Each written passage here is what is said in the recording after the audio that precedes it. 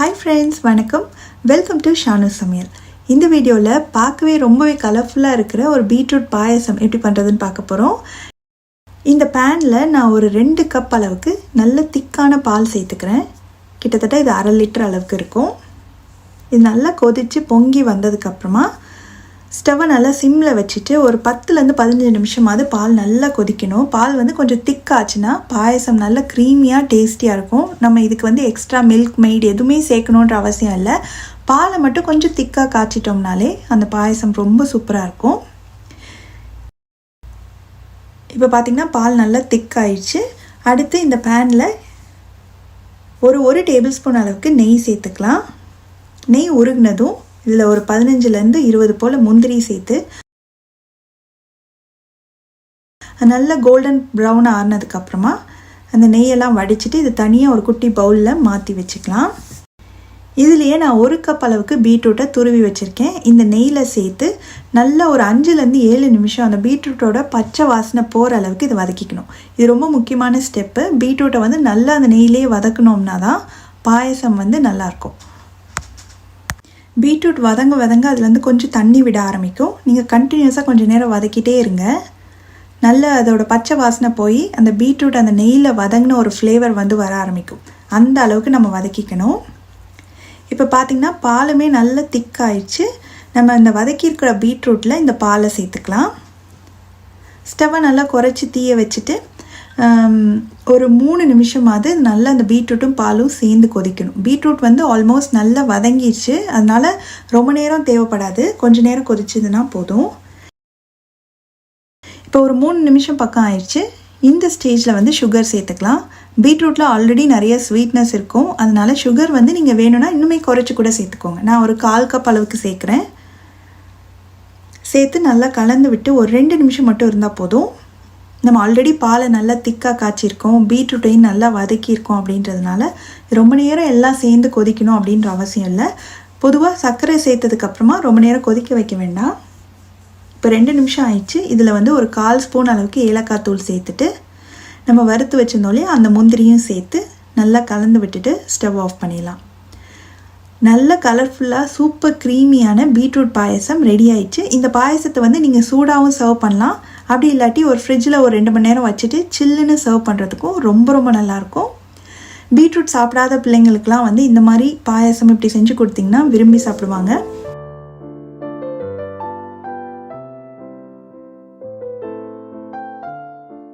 ரொம்பவே சுவையான ஆப்பிள் பாயாசம் எப்படி பண்ணுறதுன்னு பார்க்கலாம்.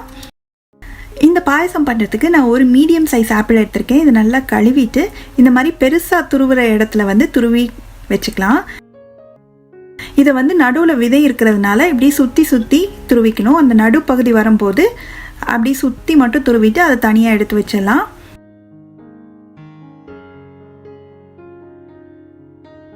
இப்போ ஆப்பிள் துருவல் ரெடியாக இருக்குது. அடுத்து ஒரு பேனை சூடு பண்ணி அதில் 1 டேபிள் ஸ்பூன் அளவுக்கு நெய் சேர்த்துக்கலாம். ஃபஸ்ட்டு இதில் வந்து ஒரு 2 டேபிள் ஸ்பூன் அளவுக்கு பொடியாக நறுக்குன முந்திரி, பாதாம் இது ரெண்டையும் சேர்த்து அந்த நெய்யில் லேசாக வறுத்து எடுத்துக்கலாம்.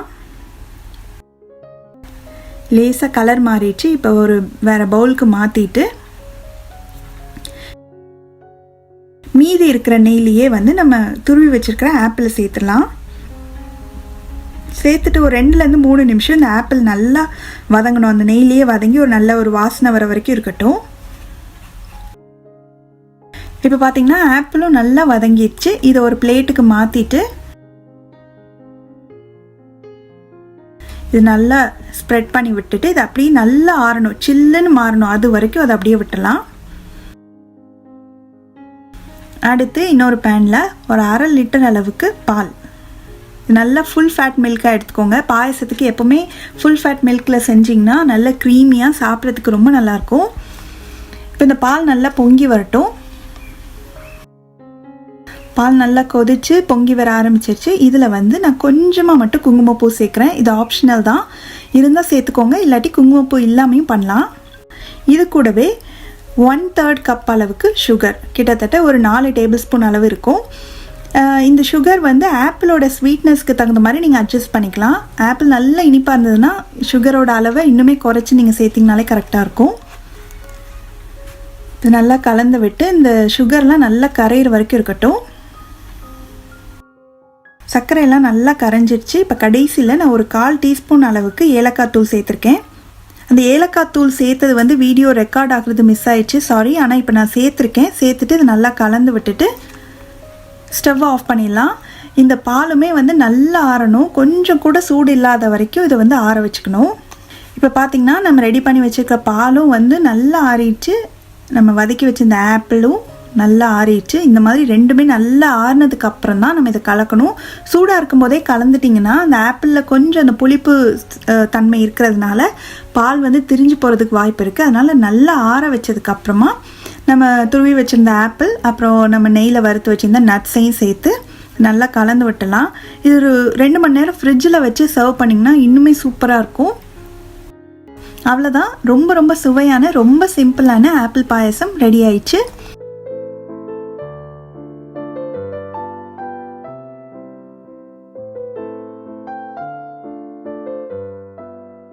ரொம்பவே கலர்ஃபுல்லான ரொம்ப ரொம்ப சுவையான கேரட் பாயசம் எப்படி பண்ணுறதுன்னு பார்க்கலாம். இப்போ ஒரு கடாய் போட்டிருக்கேன். இது சூடானதும் அதில் 1 டேபிள் ஸ்பூன் அளவுக்கு நெய் சேர்த்துக்கலாம். இதில் ஒரு 10-15 முந்திரி பருப்பு ஃபஸ்ட்டே வந்து வறுத்து எடுத்து வச்சிடலாம். இந்த முந்திரி பருப்பை நல்லா கோல்டன் ப்ரௌன் ஆகட்டும், அது வரைக்கும் நம்ம வறுத்து எடுத்துக்கலாம். இப்போ இதை வந்து எடுத்துடலாம், எடுத்து தனியாக வச்சுக்கலாம். இதை வந்து கடைசியில் நம்ம வந்து பாயசத்தில் சேர்க்கணும். முந்திரி பருப்பு எல்லாம் நல்லா வறுத்து எடுத்தாச்சு. இப்போது மீதி இருக்கிற நெய்லேயே வந்து கேரட் சேர்க்கணும். இதில் பார்த்திங்கன்னா 1/2 கப் அளவு துருவின கேரட் இருக்குது, அது சேர்த்துடலாம். இது வந்து 2 சின்ன சைஸ் கேரட்டை நான் துருவி வச்சுருக்கேன், அது 1/2 கப் வந்துடுச்சு. இதை வந்து நல்லா இந்த நெய்யில் வதக்கிக்கணும். அப்போ தான் அந்த கேரட்டோட பச்சை வாசனை போகும். பாயசம் நம்ம குடிக்கும்போது அந்த கேரட்டோட பச்சை வாசனை வராமல் இருக்கணும்னா இந்த ஸ்டெப் ரொம்ப முக்கியம். இது நல்லா வந்து நெய்யில் அதோட கலர் வந்து லேசாக மாறும். இப்போ நல்ல ஆரஞ்சில் இருக்கு இல்லையா, அது வந்து லைட் கலராக மாறும். அது வரைக்கும் இதை வந்து நல்லா நம்ம அந்த நெய்லேயே வதக்கிக்கணும். பார்த்திங்கன்னா கேரட் வந்து நல்லா வதங்கிடுச்சு, அதோட பச்சை வாசனை போய் ஒரு நல்ல அந்த நெய்யில் வதங்கின வாசனை வர ஆரம்பிச்சிச்சு. இந்த ஸ்டேஜில் வந்து ஸ்டவ் ஆஃப் பண்ணிவிட்டு இது கொஞ்சம் ஆறுனதுக்கு அப்புறமா மிக்சியில் சேர்த்து நல்லா பேஸ்ட்டாக அரைச்சி எடுத்துகிட்டு வந்துடலாம். உங்களுக்கு வந்து ஃபைனாக பாயசம் வந்து நல்ல ஸ்மூத்தாக வேணாம் அப்படின்னு நினச்சிங்கன்னா இது அப்படியே வச்சுக்கலாம். கேரட் துருவினபடி அப்படியே இருக்கலாம். உங்களுக்கு நல்ல ஸ்மூத்தாக சில்கியாக இருக்கணும் பாயசத்தோட டெக்ஸ்சர் அப்படின்னு நினச்சிங்கன்னா இதை வந்து நல்லா மிக்சியில் அரைச்சி சேர்த்துக்கலாம், உங்களுடைய சாய்ஸ் தான். இப்போ கேரட்டை வந்து நான் மிக்சி ஜாருக்கு மாற்றி அது ஆறிட்டுருக்கு. அந்த டயத்தில் வந்து அதே பாத்திரத்துலேயே 1/2 கப் அளவு பால் சேர்த்துக்கலாம். இது நல்லா கொதிச்சு வரட்டும். ஸ்டவ்வை வந்து மிதமான தீயிலேயே வச்சு பால் நல்லா கொதிச்சுட்டே இருக்கட்டும். பால் சூடாயிட்டிருக்கு. இந்த ஸ்டேஜ்லேயே கொஞ்சமாக குங்குமப்பூ சேர்த்துக்கலாம். இது வந்து ஆப்ஷனல் தான். குங்குமப்பூ சேர்த்தோம்னா அந்த ஃப்ளேவர் வந்து இந்த பாயசத்துக்கு ரொம்ப நல்லாயிருக்கும், அதனால நான் சேர்த்துருக்கேன். குங்குமப்பூ இல்லாமையும் இந்த பாயசம் செய்யலாம். இந்த பாயசம் வந்து கொழுப்பு நீக்கப்படாத பால் ஃபுல் ஃபேட் மில்கில் செஞ்சிங்கன்னா நல்ல க்ரீமியாக இருக்கும். கொதிக்க ஆரம்பிச்சிட்ருக்கு. பார்த்திங்கன்னா நான் வந்து நம்ம வதக்கி வச்சுருந்தோம் இல்லையா நெய்யில், அந்த கேரட்டை வந்து நல்லா அரைச்சிட்டேன். 1 டேபிள் ஸ்பூன் மட்டும் பால் சேர்த்து அரைச்சிருக்கேன். இப்போ இந்த பேஸ்ட்டை வந்து இதில் சேர்த்துடலாம். சேர்த்து இது நல்லா கலந்து விடலாம். பாருங்கள் கலர் வந்து எப்படி அழகாக அந்த லைட்டு ஆரஞ்சு கலருக்கு மாறி இருக்குன்னு. இது அப்படியே கொஞ்சம் நேரம் கொதிக்கட்டும், மிதமான தீயிலே இது கொதிக்கட்டும். அப்பப்போ வந்து நல்லா கிளறி விட்டுக்கோங்க, அப்போ தான் அடியில் போய் தங்கி அடி பிடிக்காமல் இருக்கும். இது வந்து கொஞ்சம் நேரம் ஆக ஆக கெட்டியாகும், அதனால் அதுக்கு தகுந்த மாதிரி நீங்கள் பால் சேர்த்துக்கணும். நான் ஒரு 1/2 கப் அளவு துருவின கேரட்டுக்கு 1/2 கப்பு அளவு கிட்டத்தட்ட 350 400 ml பால் சேர்த்துருக்கேன். கலர் பாருங்கள் நல்ல சூப்பர் கலராக இருக்குது பார்க்குறதுக்கு. இது இன்னும் ஒரு கொஞ்சம் நேரம் மட்டும் கொதிக்கட்டும். இது நல்லா ஒரு 5 நிமிஷமாக கொதிச்சிட்ருக்கு. அந்த கேரட் வந்து அந்த பாலோடு சேர்ந்து நல்லா வெந்துருச்சு. நல்ல ஒரு சூப்பரான ஒரு ஸ்மெல் வந்துட்டுருக்கு. இந்த ஸ்டேஜில் சுகர் சேர்க்கணும். சுகர் வந்து உங்களோட ஸ்வீட்னஸுக்கு தகுந்த மாதிரி நீங்கள் அதிகமாகவோ கம்மியாகவோ சேர்த்துக்கலாம். நான் வந்து ஒரு 3 டேபிள் ஸ்பூன் அளவுக்கு சுகர் சேர்க்குறேன். சுகர் சேர்த்தது இது நல்லா கலந்து விட்டு அது கரையிற வரைக்கும் இருக்கட்டும். ஸ்டவ்வை வந்து ரொம்ப ஹை ஹீட்டில் வச்சிடாதீங்க, சீக்கிரம் பால் வந்து வத்திரும், பாயசம் வந்து ரொம்ப கெட்டியாயிரும். அதனால மிதமான தீயிலே வச்சு அதை வந்து நல்லா வேக விடணும். ரொம்ப நேரம் ஆகாது, ஏன்னா கேரட்டை நம்ம நல்லா வதக்கிட்டோம் இல்லையா, அதனால அதுலேயே வந்து அது முக்கால்வாசி வெந்திருக்கும். இந்த பாலோடு சேர்ந்து கொஞ்சம் நேரம் கொதிச்சுதுன்னா அது கரெக்டாக ரெடி ஆயிரும். ஒரு 2 நிமிஷம் இருக்கட்டும், இந்த சர்க்கரையெல்லாம் நல்லா கரையிற வரைக்கும். சேர்த்து சுகர்லாம் வந்து நல்லா கரைஞ்சிச்சு. இப்போ இதில் வந்து ஒரு 1/2 டீஸ்பூன் ஏலக்காய் தூள் சேர்த்துக்கலாம். அதுக்கப்புறமா நம்ம வறுத்து வச்சுருந்த முந்திரி பருப்பு சேர்த்ததுக்கப்புறம் அது நல்லா கலந்து விட்டு ஸ்டவ் ஆஃப் பண்ணிடலாம். இது இப்போ இந்த அளவுக்கு இருக்குது, கொஞ்சம் ஆற ஆற இன்னுமே நல்ல திக்காயிட்டு வரும். அதனால இப்படி இருக்கும்போதே நம்ம ஆஃப் பண்ணிடலாம். இந்த பாயசத்துக்கு வந்து இன்னும் நல்ல ரிச் டேஸ்ட் வரணும் அப்படின்னு நினச்சிங்கன்னா சுகரோட அளவை கொஞ்சம் குறைச்சிட்டு அதுக்கு பதிலாக ஒரு டேபிள் ஸ்பூன்லேருந்து 2 டேபிள் ஸ்பூன் அளவுக்கு கண்டென்ஸ்டு மில்க் மேட் இருக்கு இல்லையா, அது சேர்த்துக்கிட்டிங்கன்னா இன்னுமே டேஸ்ட் வந்து ரொம்ப ரொம்ப நல்லாயிருக்கும். ட்ரை பண்ணி பாருங்கள். ரொம்ப ரொம்ப கலர்ஃபுல்லான சுவையான கேரட் பாயசம் ரெடி ஆயிடுச்சு.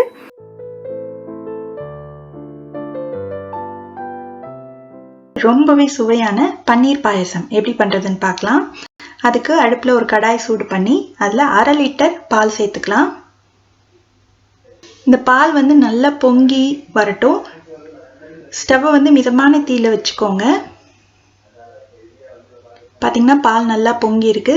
இது நல்லா கலந்து விட்டு ஸ்டவ்வை வந்து நல்லா குறைச்சி கம்மியான தீயில வச்சுட்டு கொஞ்சம் நேரம் இருக்கட்டும். ஒரு 2-3 நிமிஷம் நல்லா அந்த கம்மியான தீயிலேயே பால் கொஞ்சம் திக்காகட்டும். அப்பப்போ இந்த மாதிரி கலந்து விட்டுக்கோங்க. இப்போ 2-3 நிமிஷம் கொதிச்சிருக்கு. இதில் வந்து நான் 3 டேபிள் ஸ்பூன் சுகர் சேர்க்க போகிறேன். இனிப்பு வந்து உங்களுக்கு எவ்வளோ வேணுமோ அந்த அளவுக்கு நீங்கள் சேர்த்துக்கோங்க. நான் 3 டேபிள் ஸ்பூன் சேர்த்துருக்கேன். இதை நல்லா கலந்து விட்டுடலாம். இந்த சர்க்கரையெல்லாம் வந்து பாலில் நல்லா கரையிற வரைக்கும் இருக்கட்டும். அதுக்கப்புறமா கொஞ்சமாக குங்குமப்பூ சேர்த்துக்கலாம். இது ஆப்ஷனல் தான். குங்குமப்பூ சேர்த்தோம்னா ஒரு நல்ல ஒரு ஃப்ளேவர் கொடுக்கும். குங்குமப்பூ இல்லைனாலும் விட்டுடலாம். குங்குமப்பூ சேர்த்து ஒரு நிமிஷம் நல்லா கலந்து விட்டுட்டு அதுக்கப்புறமா நட்ஸ் எல்லாம் சேர்க்கணும். உங்ககிட்ட எந்த நட்ஸ் இருக்கோ அதை சேர்த்துக்கலாம். நான் வந்து கொஞ்சமாக பொடியாக நறுக்குன முந்திரி பருப்பு, அதே மாதிரி பொடியாக நறுக்குன பாதாம் பருப்பு, கொஞ்சமாக பிஸ்தா பருப்பு, அதுவும் பொடியாக நறுக்குனது, இது எல்லாம் சேர்க்கணும்னு அவசியம் இல்லை. உங்கள்கிட்ட எது இருக்கோ அதை மட்டும் சேர்த்துக்கலாம். இல்லை இல்லாட்டினா கூட பரவாயில்ல. இதை வந்து நல்லா கலந்து விட்டுருங்க. இது ஒரு 2 நிமிஷம் நல்லா கொதிச்சிட்ருக்கு. ஸ்டவ்வை வந்து மிதமான தீயிலே வச்சுக்கோங்க. இப்போ வந்து நான் 3/4 கப் அளவு துருவின பன்னீர் சேர்த்துக்க போகிறேன். இந்த பன்னீர் வந்து வீட்டிலே செஞ்சது அப்படின்றதுனால நான் பாலை திரைய வச்சு வடிகட்டி அதை லேசாக கழுவிட்டு அப்படியே சேர்த்துருக்கேன். நீங்கள் கடையில் வாங்குகிற பன்னீர்னா லேசாக வந்து துருவி சேர்த்துக்கோங்க. பன்னீர் சேர்த்ததுக்கப்புறமா ஒரு 4 நிமிஷம் நல்லா கொதிக்கட்டும். ஸ்டவ் வந்து மிதமான தீயிலே வச்சு தான் ஃபுல்லாக செய்யணும். இப்போ கடைசியாக ஒரு 1/4 டீஸ்பூன் ஏலக்காய் தூள் சேர்த்துருக்கேன். இதை சேர்த்துட்டு கலந்து விட்ட உடனே ஸ்டவ் ஆஃப் பண்ணிடலாம். இந்த பாயசம் வந்து சூடாகவும் குடிக்கலாம். அப்படி இல்லாட்டி நீங்கள் இது கொஞ்சம் ஆறுனதுக்கு அப்புறமா ஃப்ரிட்ஜில் வச்சு ஒரு 2 மணி நேரம் கழித்து சில்லுனும் சர்வ் பண்ணலாம். ரெண்டுமே நல்லாயிருக்கும். பார்த்தீங்கன்னா இந்த அளவுக்கு திக்னஸ் இருக்குது. உங்களுக்கு இன்னும் திக்காக வேணும்னா இன்னும் கொஞ்சம் பாலை வந்து நல்லா வத்த விட்டுருங்க. அவ்வளோதான். ரொம்பவே சுவையான ஈஸியாக பண்ணக்கூடிய பன்னீர் பாயசம் ரெடி ஆயிடுச்சு.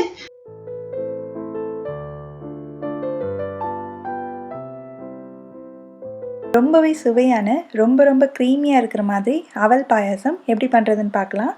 ஒரு கடாய் சூடு பண்ணி அதில் 1 டீஸ்பூன் நெய் சேர்த்துக்கலாம். சூடானதுக்கு அப்புறமா அதில் ஒரு 10 முந்திரி பருப்பு சேர்த்து அது லேசாக கலர் மாறுற வரைக்கும் நம்ம வறுத்துக்கலாம். இது கூடவே 10 உலர்ந்த திராட்சையும் சேர்த்து அது நல்லா உப்பி வர வரைக்கும் நம்ம நெய்லியே நல்லா வறுத்துக்கணும். இது கூடவே 2 டேபிள் ஸ்பூன் அளவுக்கு தேங்காய் துருவல் சேர்த்துட்டு அது லேசாக லைட் கோல்டன் ப்ரௌனாக மாறும்போது இந்த அளவுக்கு வறுத்து எடுத்து வச்சிடலாம் தனியாக. நான் ஒரு 1/4 கப் போல் அவல் எடுத்திருக்கேன். இதை வந்து வாஷ் பண்ணிக்கலாம். கொஞ்சமாக தண்ணி ஊற்றி உடனே கழுவி நல்ல தண்ணியெல்லாம் வடிகட்டி எடுத்து வச்சிடணும். அவல் ரெடியாக இருக்குது. பாயசம் செய்ய ஸ்டார்ட் பண்ணலாம்.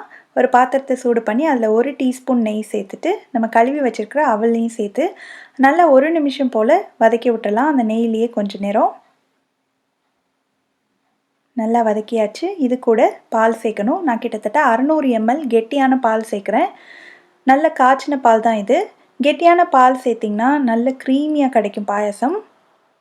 நல்லா கலந்து விட்டுட்டு ஸ்டவ்வை மிதமான தீயிலே வச்சு ஒரு 5 நிமிஷம் நல்லா கொதிக்கட்டும் பால். அப்போ தான் அந்த அவல் நல்லா சாஃப்டாக வேகும். அப்பப்போ இந்த மாதிரி கிளறி விட்டுக்கோங்க. அவல் நல்லா வெந்துருச்சு. இந்த ஸ்டேஜில் 3 டேபிள் ஸ்பூன் போல் சுகர் சேர்த்துக்கலாம். சேர்த்ததுக்கப்புறம் அது நல்லா கலந்து விட்டு அது கரையிற வரைக்கும் ஒரு 2-3 நிமிஷம் மிதமான தீயிலேயே வச்சு கிளறி விட்டுட்டே இருங்க.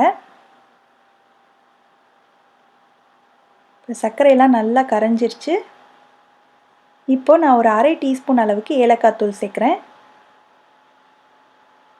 சேர்த்து நல்லா கலந்து விட்டலாம்.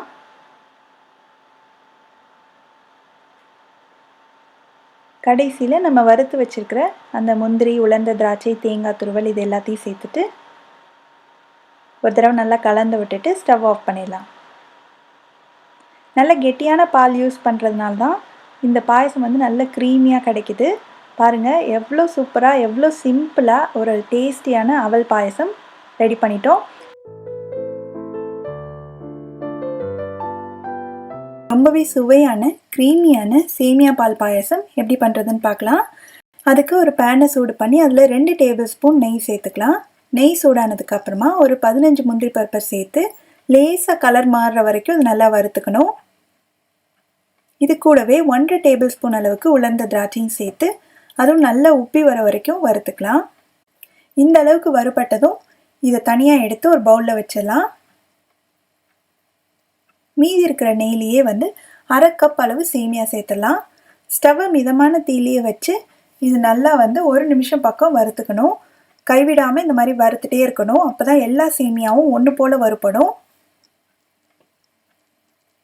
இப்போ நல்ல ஒரு வாசனையும் வர ஆரம்பிக்குது. சேமியாவும் நல்லா வறுபட்டுச்சு. கருகிராமல் பார்த்துக்கோங்க. இந்த அளவுக்கு இருக்கணும்.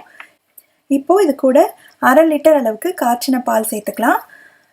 ஃபுல் ஃபேட் மில்க் சேர்த்திங்கன்னா நல்ல க்ரீமியாக வரும் பாயாசம். பால் சேர்த்த உடனே ஸ்டவ்வை மிதமான தீயிலேயே வச்சு இதை நல்லா கலந்து விட்டு அந்த சேமியா அந்த பால்லையே நல்லா வேகணும். குறைவான தீயில் வச்சு நம்ம குக் பண்ணோம்னா அந்த பாலும் கொஞ்சம் வற்றி சேமியாவும் வேகும்போது நல்ல க்ரீமியாக சூப்பர் டேஸ்ட்டாக இருக்கும் பாயாசம். இப்போ பார்த்திங்கன்னா சேமியா நல்லா வெந்துருச்சு. இந்த அளவுக்கு நல்ல சாஃப்டாக வெந்ததுக்கு அப்புறமா தான் நம்ம சுகர் சேர்க்கணும். நான் இந்த அளவு பாலுக்கு வந்து 3 டேபிள் ஸ்பூன் சேர்க்குறேன். உங்களுக்கு சுகரோட அளவு அதிகமாக வேணும்னா நீங்கள் இன்னும் கொஞ்சம் அதிகமாக சேர்த்துக்கலாம். இப்போ சேர்த்ததுக்கப்புறமா இது நல்லா கலந்து விட்டணும். ஃபஸ்ட்டு நம்ம சேர்த்த சர்க்கரையெல்லாம் நல்லா கரையணும். அதுக்கப்புறமா ஒரு 2 நிமிஷம் நல்லா கொதிக்க விடலாம்.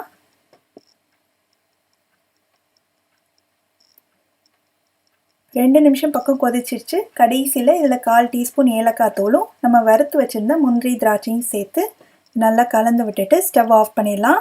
இப்போ இது ஆறின உடனே பார்த்திங்கன்னா இன்னுமே கொஞ்சம் கெட்டியாகும். அதனால் இந்த அளவில் நம்ம ஆஃப் பண்ணோம்னா கரெக்டாக இருக்கும். அவ்வளோதான். ரொம்ப ஈஸியாக பண்ணக்கூடிய ரொம்ப க்ரீமியான டேஸ்டியான சேமியா பால் பாயசம் ரெடி ஆயிடுச்சு. நீங்களும் இந்த ரெசிபியை கண்டிப்பாக வீட்டில் ட்ரை பண்ணி பார்த்துட்டு எப்படி வந்ததுன்ற கமெண்ட் சொல்லுங்கள். இதே மாதிரி நிறைய வீடியோஸ் பார்க்கணுன்னா இந்த சேனலுக்கு சப்ஸ்கிரைப் பண்ணுங்கள். ஷானு சமையல், எளிய முறையில் இனிய சுவையில். நன்றி.